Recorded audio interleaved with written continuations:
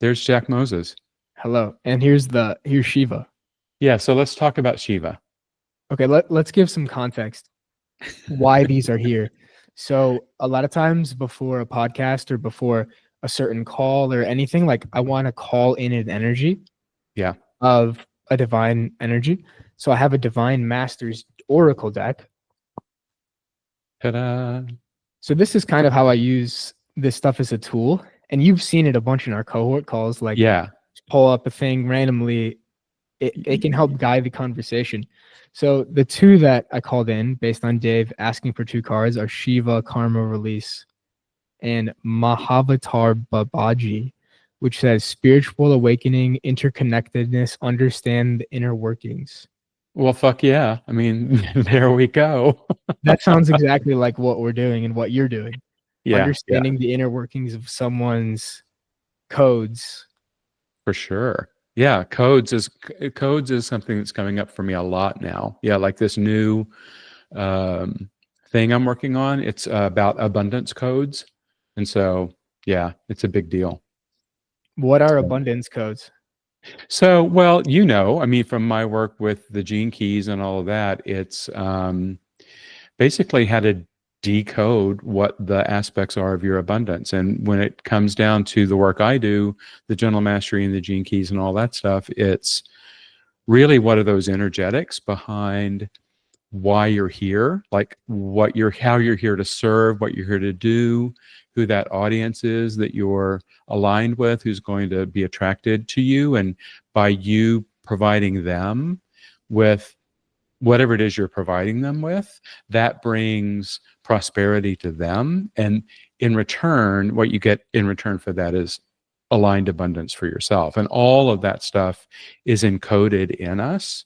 And that's what I access with the work that I do. So it's helping you understand what those codes are. And then each of those codes sort of has its multiple frequencies, whether you're in sort of a down level frequency, a normal level frequency, or sort of a higher purpose level frequency. So that once you can start to recognize those things, just accessing abundance through these codes becomes really, really, really simple. Yeah. So everybody has a different code. Yeah, everybody has different codes because everybody has different gene keys inside the particular areas of their hologenetic profile, which is what the gene keys map is called. And then depending upon what the key is inside the location and the line of that key, it unlocks different things in terms of how that code plays out in your life, right? So even if you and I had the exact same abundance codes, they're going to play out differently in our lives because of other energies that are in play, both in the gene keys and human design and, wherever we are on the map of consciousness and in dealing with survival and all that kind of stuff. So, yeah. I have two questions. One, what are the gene keys? And two, why don't more people know about them? Because it's literally your inner code for success in whatever arena you want to be in. Why would everybody not know about this? Yeah, it's your inner code for the abundance success, for relationship success, for just it's like the highest frequency of yourself. Exactly. Yeah. Absolutely. That highest potential of yourself. And so the gene keys came out of a system called human design, and a lot more people know about human design than they know about the gene keys. And I think it's because human design has been around since the late 80s, early 90s. And Richard Rudd, the developer of the gene keys, only came up with the gene keys like maybe 15 or 20 years ago. So he had worked with the guy who created human design. And so people who know about human design know that what that does is it takes multiple sort of mystic modalities and intertwines them along with quantum physics. And so it takes astrology, very specifically Western astrology, because I want to blow your mind about something here. I have a client who I did his work for him. And we came back in our second one-on-one after I gave him his report based on human design and the gene keys, which is all tropical Western astrology based Mhm. as one of the systems. Let me run through the other systems, and I'll come back to this point. The other systems that are involved are the I Ching, so that's the 64 hexagrams of the Chinese I Ching that's been around for thousands of years, the Kabbalah, the chakra system,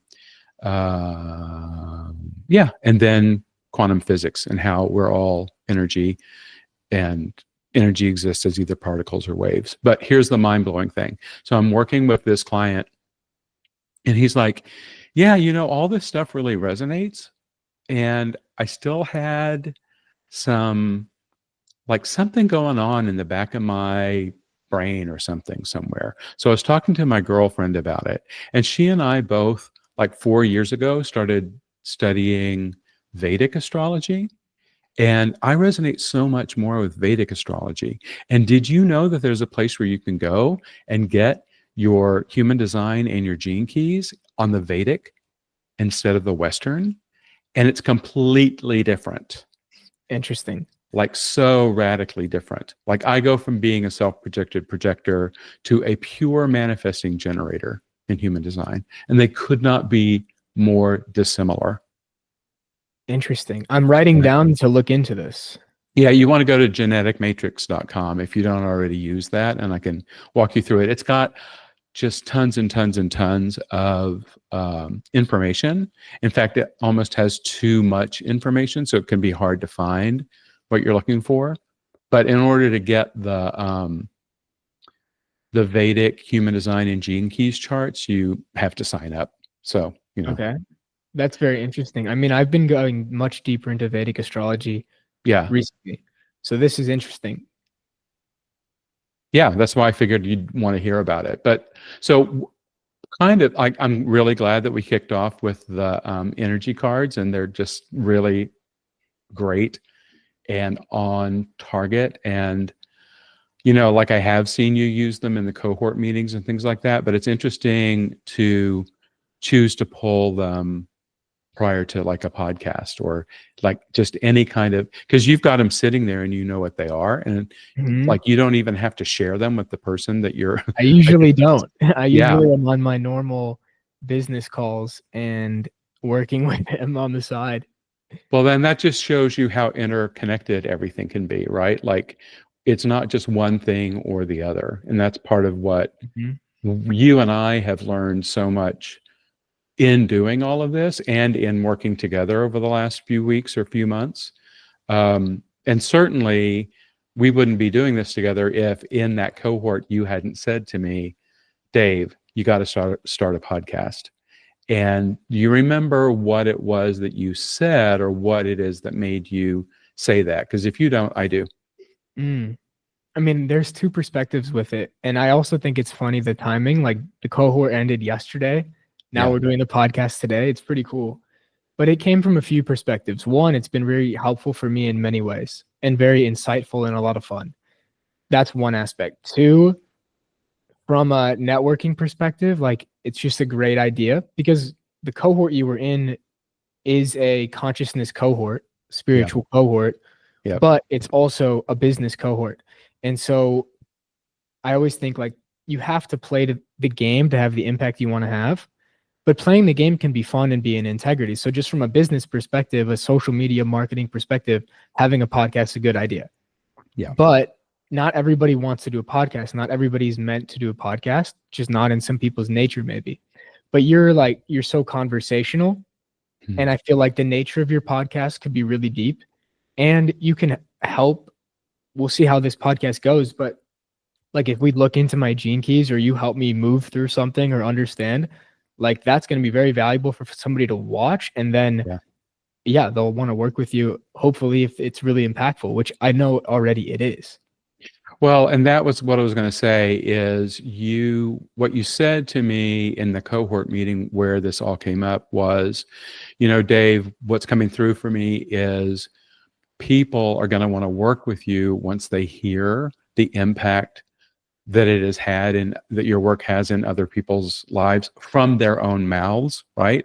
And so you had said, sign me up, I'll be your first guest, because the work that we've done on just the little bit of information about relationships has made a huge impact in your life. And I know that, like, we've talked about everything from relationships to business to football, right? In terms of how the energetics work with all those things. So what have you already experienced in terms of our work together that has made a difference? The one thing that really comes to mind is the specific gene key related to relationships.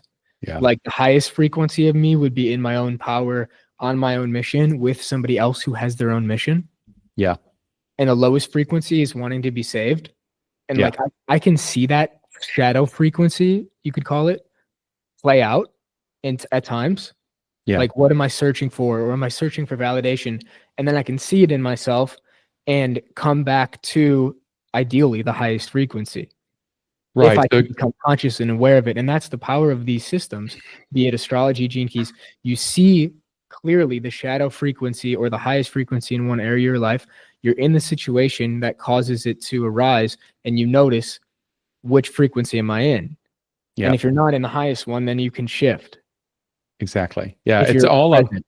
it's all about having that awareness of, where you are, and then what your potential is, right? And they're all the same. What do I want to say? If we're a gem, then this frequency you're talking about is a facet of that gem, but all of the both the lowest and the highest and everything in between is all contained within that same facet, right? Mhm. So it's not about denying the lowest frequency. It's about really kind of embracing and accepting it as being, hey, this is just a part of who I am. And it's kind of a doorway then. It becomes part of that code to unlock what you're looking for in terms of relationships, right? And you had said to me that once you made that realization and understood that, like, even the kinds of women that are showing up in your life now have Yeah, changed. definitely. Yeah. Because where I put my attention has changed. And there's also some magic with it too, it feels like. Just like I know when I've noticed this, and I talk to my friend Nick Sweeney about this all the time. It happens when me and him are on a call and we start talking about business and mission, because I'm helping Coherence out with some of their marketing too. Awesome. Nick's on the phone walking down the street. A bunch of hot girls walk past him. I am on the phone with Nick sitting in my apartment. I get like 3 to 5 texts from girls that I'm interested in while we're talking. So what does that mean? I think what we were coming to is when we're in our power and on our mission, Yep. we create some type of attractor energy field that brings that fat facet of your life closer to you. Yeah. That's absolutely it. Yeah. It's And literally that. it ties into the exact gene key that you talked about of me being in my power will attract somebody else in the similar field.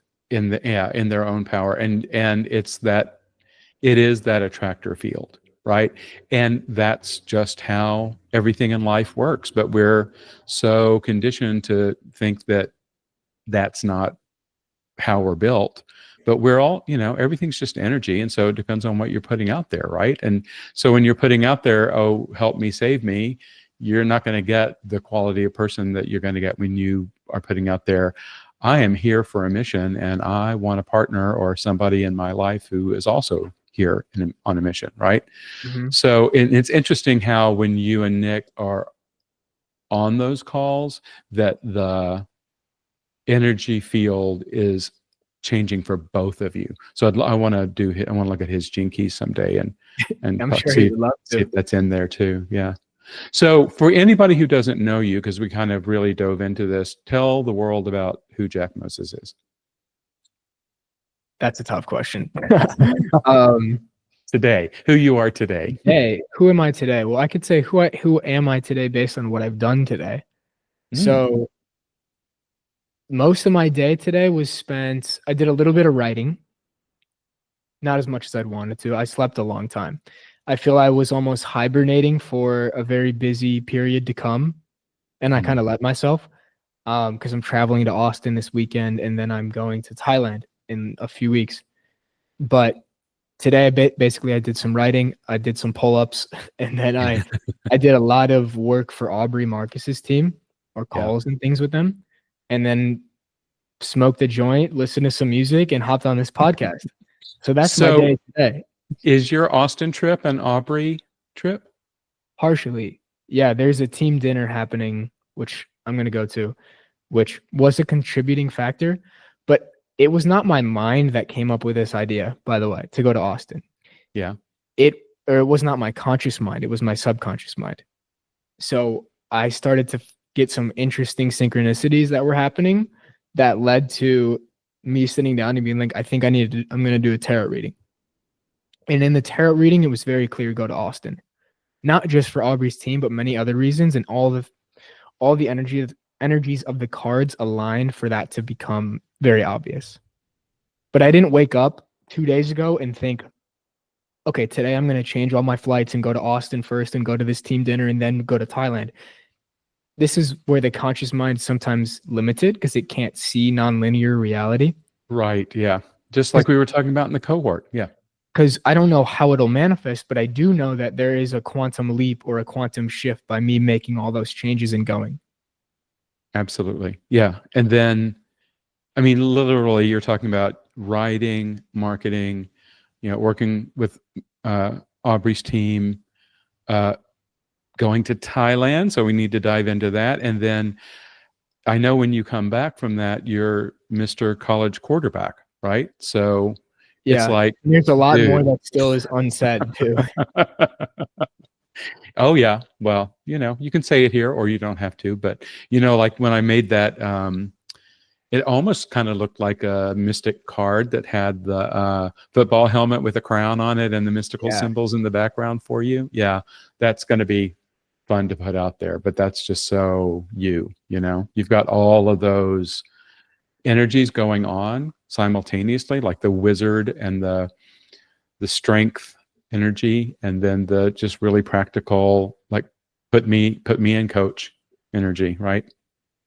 Yeah, I really appreciate it. And I try to balance those worlds. I'm still working at it, but yeah, I think it's a dance that I'm trying to dance. Yeah. All these different dances at the same time, but it feels like it's in my nature. And what you know about me from the gene keys probably reflects that it's in my nature. I know my for sure. astrology chart reflects that it's in my nature. My human design does too. Yeah. I mean, it's totally in your nature. I mean, your strengths have to do with, from the gene keys, really have to do with finding large scale solutions for humanity and bringing them to groups, right? Mhm. So while, like, let's say you get hired to help somebody with their marketing, you can see beyond whatever it is that they're, shall we call it, sort of inciting incident that causes them to come to you and say, hey, I want to work with you about marketing. They think it's about marketing, and yeah, that's something you can help with.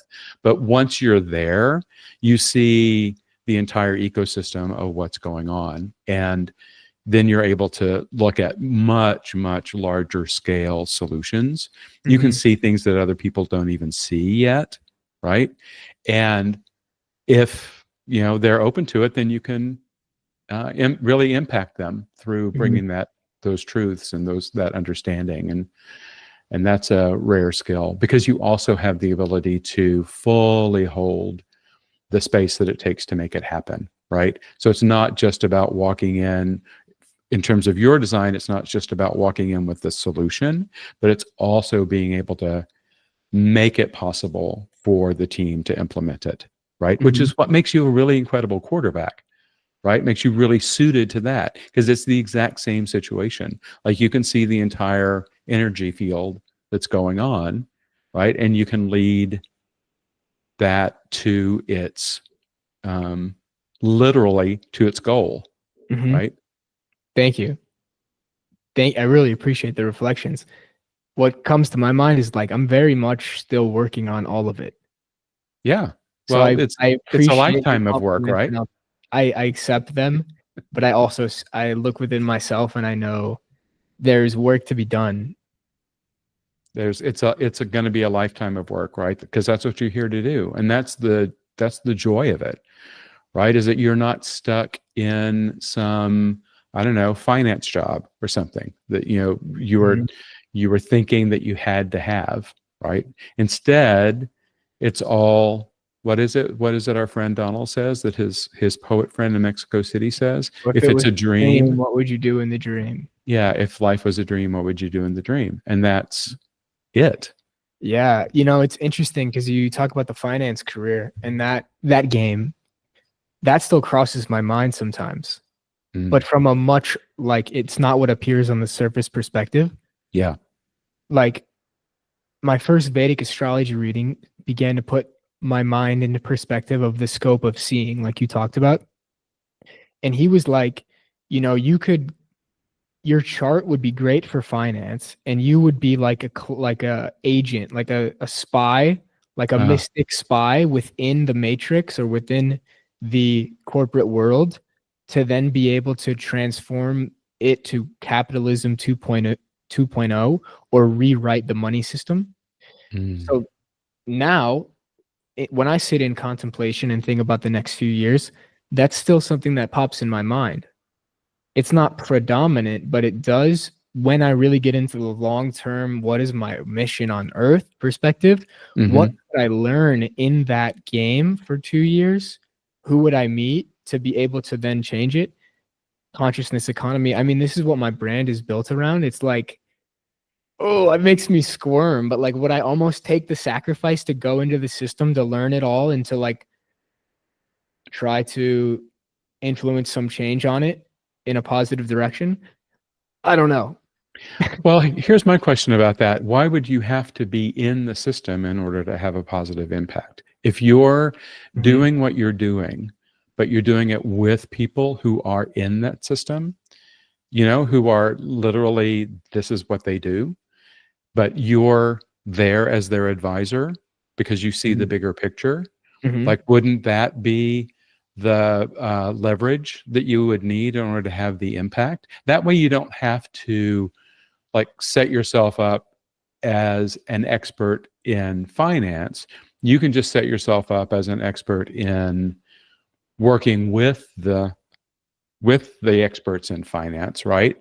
And guiding them, right? Or helping them lead this evolution or revolution in whatever's happening. You have to find the right people, but Mhm. they're going to be drawn to you. It's that whole energetic field, attraction field thing again. Mhm. If you're really on mission and you're really clear about that's what you're doing, then they're going to be drawn to you. Mhm. Yeah, I think there's a few things here. There's an element of fully trusting myself and saying like I'm going to be able to have the impact I want to have without going in the system. And I think that is fading and fading and fading more. I don't even it crosses my mind sometimes, but it's more related and tied around football too. It's like, do I want to continue playing football and Mm, maybe get a master's in football for 2 years and then who knows what happens after there? But then there's the desire and interest to say, I want to just fully go to Thailand and build my creator business and set up shop. But I think it's too early to say. I have to live this chapter out to know what the mhm, next chapter is going to be because I mhm. still have a whole football season to play. And then from beyond there, it's now like the world is in my hands. I can choose what I want to choose. So yeah, I don't want to get too ahead of the decision because it's not ready to be made. Sure. Yeah. Well, and it's just like we've been talking about. You can set up your plans and do whatever it is that you can do to get closer to whatever goals you have, but the universe and life already also has a plan, Right. and it's going to play out, right? So when you were talking just now, I had this crazy image of like those ads they do that Disneyland does with people who win like the Super Bowl or whatever. I had this image Mhm. of an ad with you where it was, Jack Moses, you've just won the national championship football. What are you going to do now? I'm going to go to Thailand. Probably what would happen. It's probably exactly what would happen. Yeah, yeah, That's for funny. sure. Yeah, that's funny. I mean, there's also just like the uncertainty of like if I got to go play quarterback at a Division I school, would I really turn that down to go be a writer in Thailand? Or would I be able to do it all? That's the question. This has always been my thing throughout my whole life. Can I really do it all? Okay. And sometimes it's too much, like juggling too much. So I think there's gonna I got like the King of Swords card the other day related to this. Like there's gonna have to be a decision that's made, Hmm. but it's just probably not now. Well, yeah, because your next few weeks are already like you already are locked in, basically, right? Yes, I mean next few Austin and months then Thailand and yeah. So what happens after Thailand? I come back and start training for the football season. Oh, there you go. So yeah, you're pretty locked in. Great. Yeah, Well, then you could just get to play around with it and think about what it is you want and just while you're doing whatever it is you're doing. And that's fun. hmm hmm I wonder, like, if you look to the gene keys, like, what it would illuminate to me around my highest frequency expression. Do I keep trying to pursue a football career, or do I just go become a writer and really writer entrepreneur, or do I do it all? Right. Yeah. Well, Maybe. the people who are attracted to you, so you're a sort of aligned audience, specifically around what you're here to do, hmm are attracted to you because of the sense of adventure and boundlessness. So usually adventure in this case has to do with following your heart. So there's a piece here that's sort of like what you're already doing is following your heart. And sometimes it's your heart takes you to football and sometimes it takes you to Thailand. But it's overall your lack of the lowest energy here is called hunger. And hunger, Richard Rudd talks about that.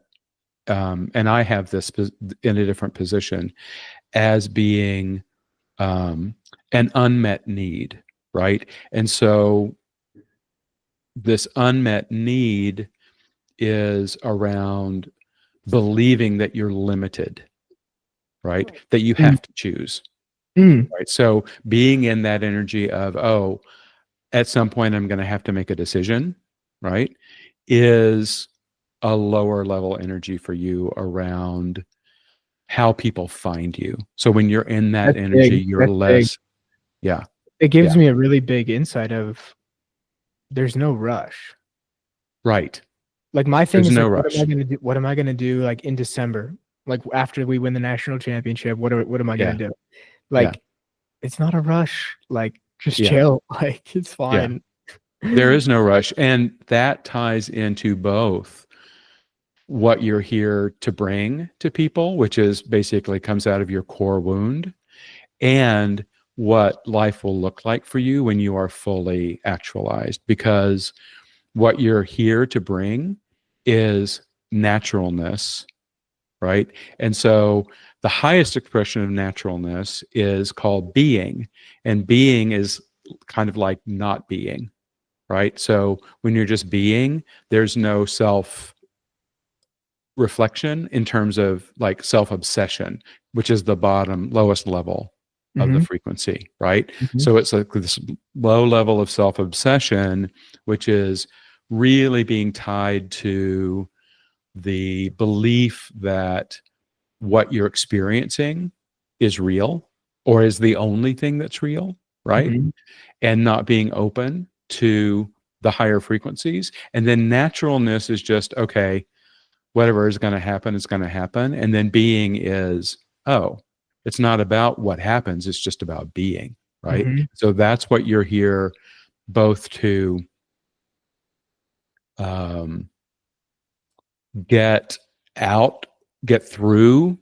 get the learning of in your life and teach others about just through you being you. And then when you're at that highest state for yourself, that highest state is called stillness. And it's the opposite of the low state of stress. hmm And in the middle there is something very interesting. It's restraint. So Wait, can you say those again, three again? yeah, sure. The lowest is stress, Mm-hmm. the middle is restraint, and the top is stillness, right? So restraint is about not having to know, right? Mm-hmm. Stress is about having to know. Mm-hmm. Stress is about your brain, your mind wants you to figure out your future, Mm-hmm. right? Mm-hmm. Restraint is I don't have to know. I don't have to listen to what my mind is telling me. And stillness is I am so disconnected from what my brain is trying to tell me to do, right? Mm-hmm. And this all ties into all of that. It's all part of the same thing. Mm. I mean, this map is most definitely a map to enlightenment, and it's all the highest expressions, right? Isn't that kind of what it would be going towards? It's raising your consciousness. It's elevating your frequency. Yeah, it's all about elevating your frequency and raising your consciousness. I mean, the way Richard Rudd approaches it is just understand what these different levels or frequencies of energy are for each of these different aspects of who you are, and just spend time contemplating them, right? You don't have to go out and take action, and he also doesn't recommend that you just sit and do nothing, but that the more that you are in contemplation, which he describes as being a three-step process. One is the first step is just to allow that you have these energies in you. The second step is to just accept that they're a part of you. And then the third is to embrace all of the energies, both the lowest and the highest, right? Because once you embrace those things, it's like this law of um, isness. And the law of isness is once you become the thing that you are resisting, that thing disappears, Mm-hmm. right? So when we are resisting our lower energies, whatever you resist persists, right? So those lower energies just keep coming at you, coming at you, coming at you. But the minute that you're like, yeah, I do have this sense of self obsession about what it is I'm supposed to do here, right? Mm-hmm. But the minute that you're like, okay, how can I harness my self obsession and help it turn me into the natural being that I am, right? How do I go through that by Mm-hmm. really embracing it, by really saying to myself, yeah, I am a person who wants to know what's next, Mm-hmm. right? Mm-hmm. And just let that be so okay with you that what will happen next is you'll just stop worrying about what comes next, Mm-hmm. because you'll just know it's coming naturally, because Right. that's your core energy. There is naturalness, and then the transcendent energy is being, just Mm-hmm. just being, Mm-hmm. right? And that's like literally what you like it's what you teach in the cohort, really, is Mm-hmm. let go of thinking it has to be a certain way. Like at one point you said to me, because we were doing this process and I called it out as being bullshit. Yeah, that was amazing. A day that will go down in infamy. And you're like, hey, Dave, why don't you take 5 minutes and just do whatever's going to work for you? Yeah, yeah. And we'll all take the rest of the cohort. We'll just take 5 minutes. And if you feel like working on this process, we'll continue to work on this process. And so you were all about, because I was serious self obsession when I said that, right? Mm-hmm. And so you just called it out and said, hey, just go do you, be natural, right? And then when the like sort of one of the lessons of that cohort meeting was take what works for you, do what works for you, right? You Yeah. don't have to do all these formulaic things. You can choose to, but you don't have to. Mm-hmm. And it's like the other topic you were talking about of like I had this plan for like how I wanted to do my workflow and like it just completely didn't go to plan. And that's okay too. Like as long as you're making some forward steps towards the mission or the North Star, it's not going to always happen linearly. Yeah. Oh yeah. I mean, in fact, it almost never does. It's like the metaphor of the moonshot, like literally launching from the Earth to the moon. You've Mhm. got a trajectory, but what they're doing the entire time that they're once they leave the atmosphere is they're making little corrections. So it's Mm. all iterative, right? So you've got a trajectory, like you had your trajectory to get from Chicago to Thailand, and Mhm. now you're making a little course correction by stopping off in Austin. And Exactly. you don't know what amazing things might happen because of that, but this is the direction your life is going in. And rather than saying, no, my brain says I have to, do it the way I already said and not change my plans or anything like that, when you're accessing your naturalness and you're accessing that state of heart's adventure, heart's desire, right? And you're in restraint, your mind is restrained instead of taking over, then you're moving towards your abundance. Because these are all gene keys that are in your pearl sequence, which is all the stuff that's about abundance, right? Mhm. Mhm. Yeah. Mhm. And your life's work one, which is the only one we haven't talked about, has the highest frequency of revelation. So that's where we're talking about you um, bringing revelation to groups, because you're a 5-1 on the human design profile. So 5 is heavy high impact with groups, and 1 is very, very meticulous understanding of what it is you're doing. Like that's why when you got into Vedic, you just really dove into Vedic, right? Mhm. That's Mhm. why when you get hired as a marketing mentor or a marketing person, you really dive into everything that's there, not just the marketing, right? Because everything is systemic. Everything is our systems that Mhm. interact. The gene keys is just a way of mapping out the energy systems that are Mhm. already in you that are interacting with each other, right? And so you've got this highest energy frequency of revelation. The opposite end of it is the low frequency of forgetting.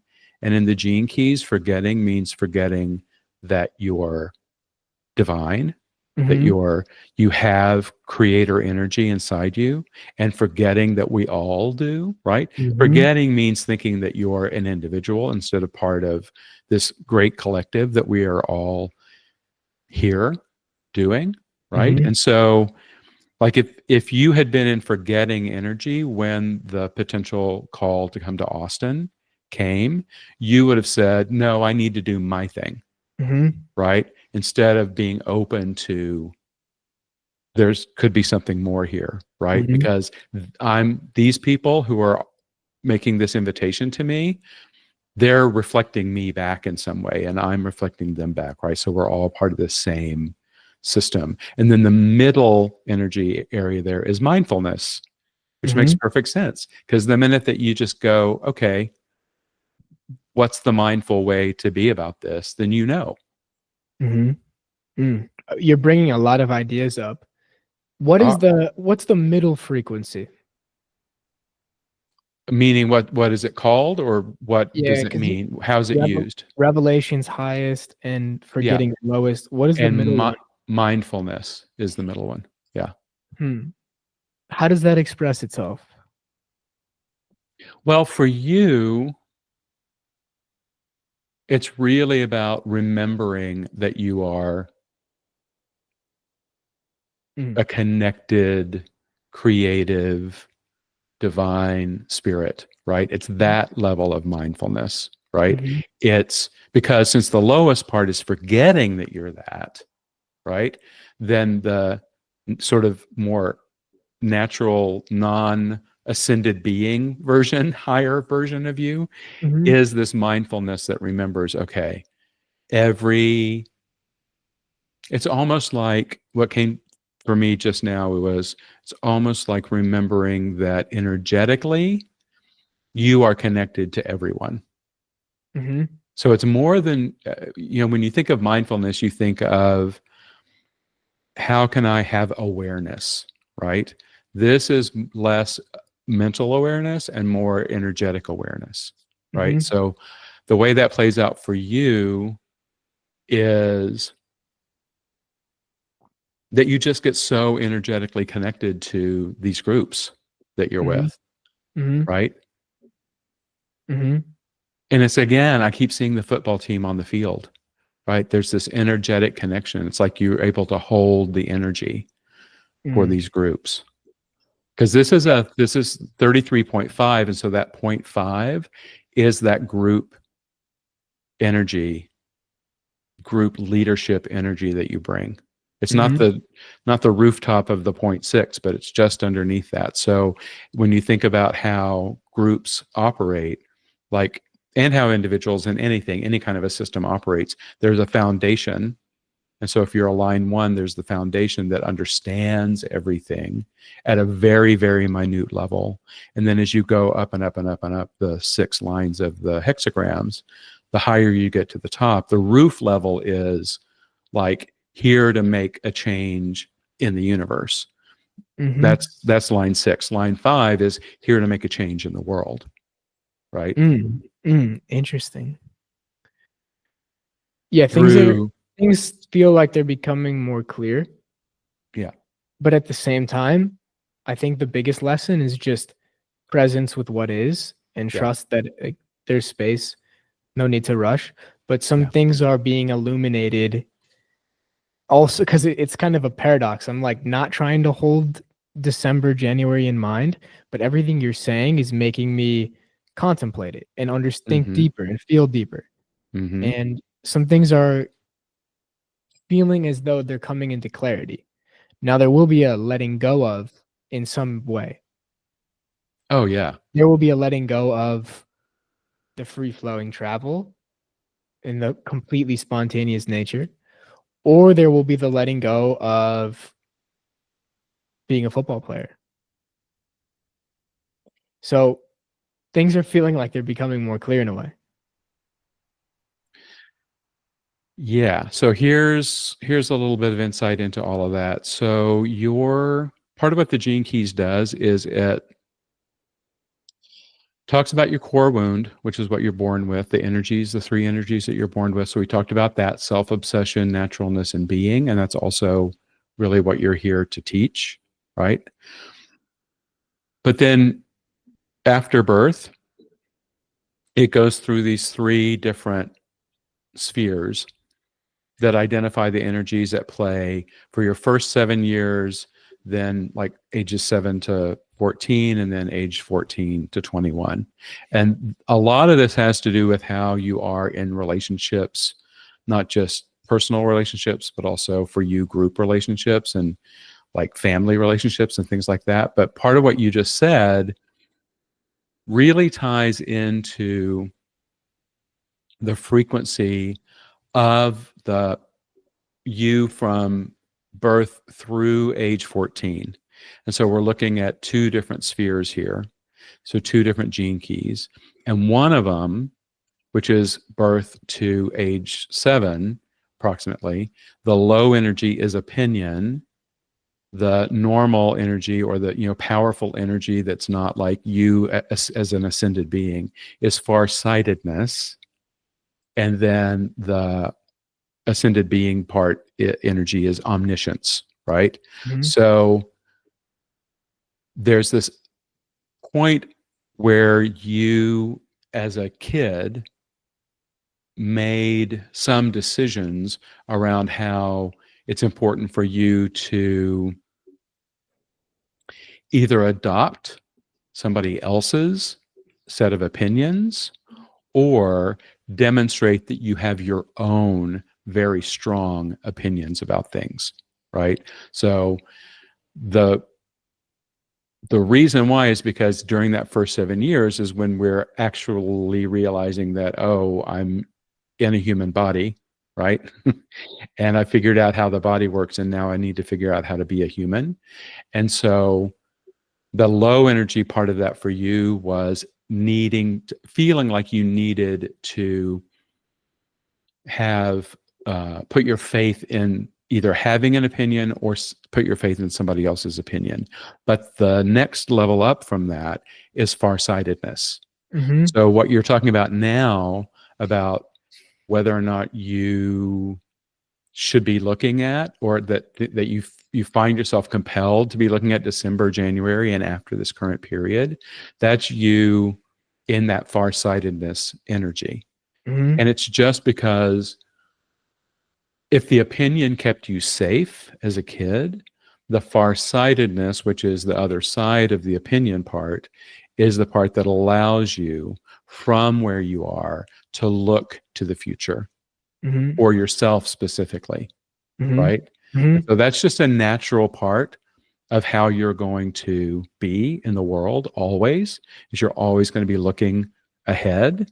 Mm-hmm. And then the thing that ties with that, I'll come back in a second to the highest level energy for both of these. The thing that ties with that is that period of your life from age 7 to age 14, where the lowest frequency there was impatience. Mm-hmm. And then the normal sort of like operating system frequency there is patience, right? And so you and I both share this one.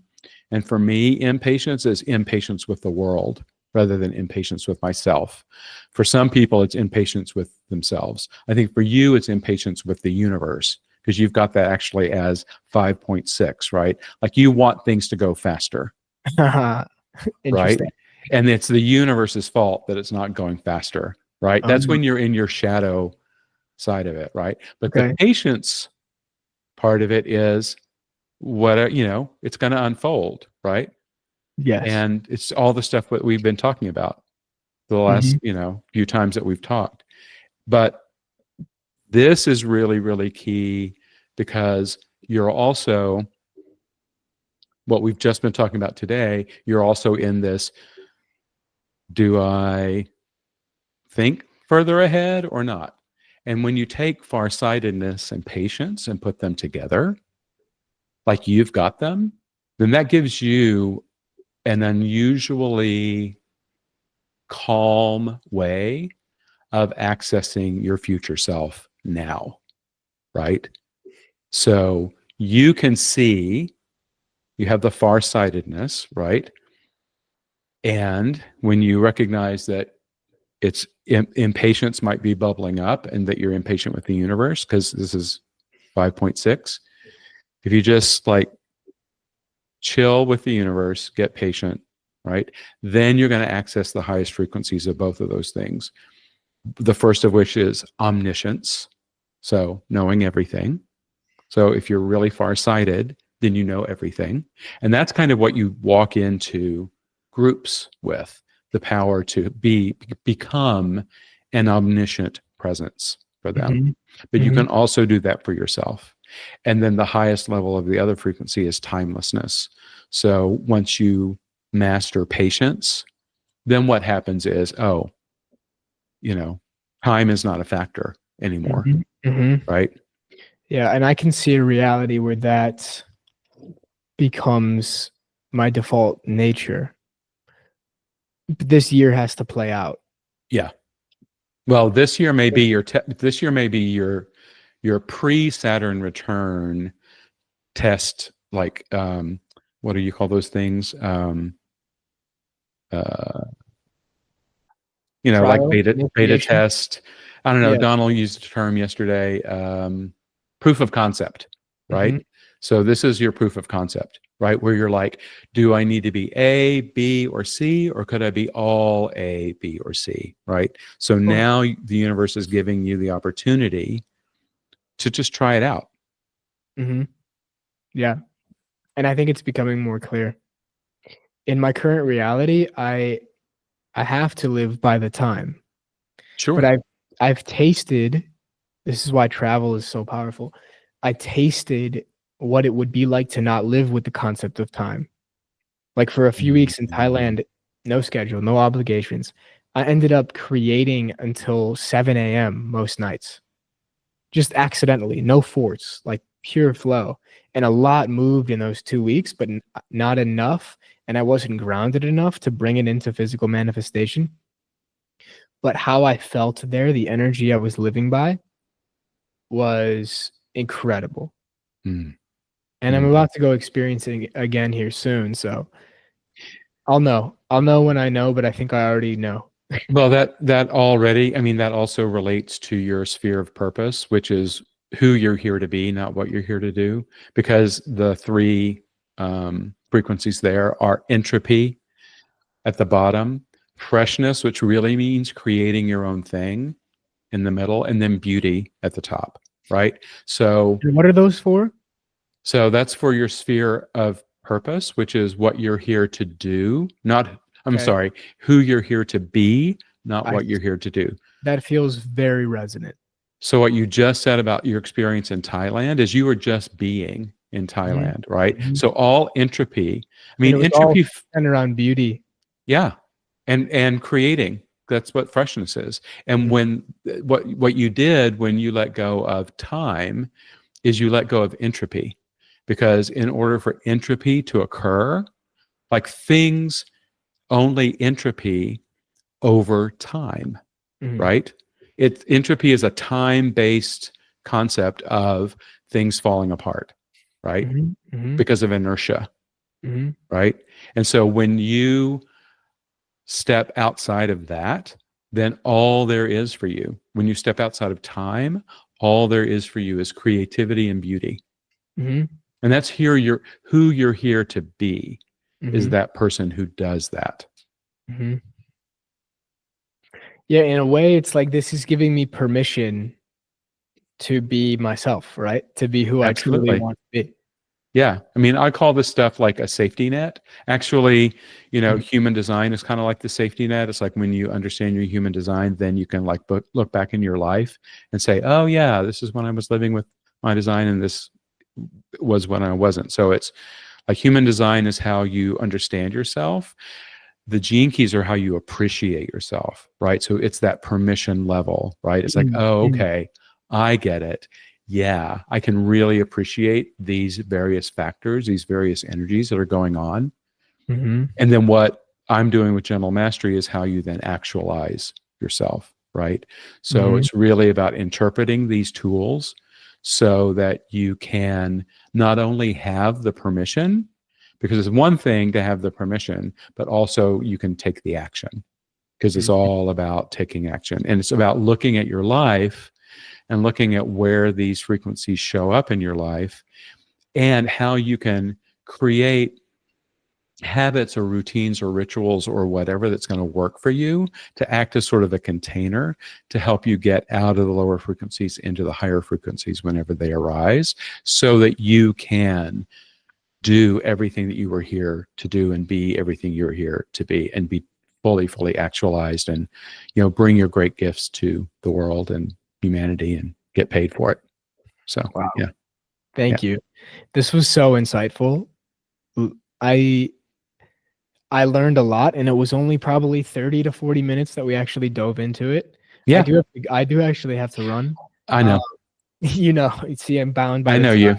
Yeah. Bound by the time. No, but it's all good. I'm going to dinner with my parents, and it'll be great. Cool. But All right. this is giving me a lot to munch on and to be with and to be aware of. And I'm excited to work with the new insights in everyday life. Awesome. It's very illuminating. Well, and working with the new insights in everyday life is exactly what it's about, because Mhm. having the insight is one thing and living the insight is another. And you're here to live these insights. Yeah. Yeah. All right. Thank you. All right. Hey, thank you. Anybody out there, talk to Dave. Like, some amazing stuff and amazing work he's doing. And it's the person behind it. Like, anybody could read a map. That's actually not true. People can read a map depending on the level of consciousness they're at. And Dave can really hold space and understand. So I highly recommend work with this guy. I highly appreciate you saying that, Jack. And thank you so much for being the very first guest on the Gentle Mastery podcast. Incredible. You crushed it. It was so fun. I had a really fun time. I did too. Thanks a lot. And we'll see you soon. Cool. Thanks, Dave. Talk to you Uh huh. soon. Peace.